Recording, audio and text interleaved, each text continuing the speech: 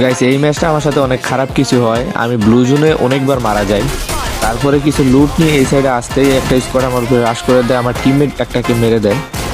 তারপরে একটা প্লেয়ার পালিয়ে যাচ্ছিল, এর আমি হেডশট মারা ট্রাই করি, মিস হয়ে যায়। অবশেষে 2 শটে 1 শট হেডশট লাগিয়ে ডাউন করি। তার আর একটা টিমমেট এইখান থেকে তাদেরকে ব্যাকআপ দিচ্ছিল, তো এখানে এটাকে বোম মারি, একটা খায় বোম। তারপরে আমি সরাসরি রাশ করে দিই তার উপরে, M59 দিয়ে রাশ করে তাকে ডাউন করে ক্লিয়ারও করে ফেলি। এখন দেখো হচ্ছে মূল সিচুয়েশনটা দেখাই। এখানে লাটজন জ্বলতেছে, ঢুকতেই দিচ্ছে না, ওই দূরে থেকে বারবার টুকাচ্ছে, তো এটাকে স্কুপিং হেডশট দিয়ে ডাউন করি। তারপরে স্কিল মেরে কোনো রকম জোনে ঢুকি।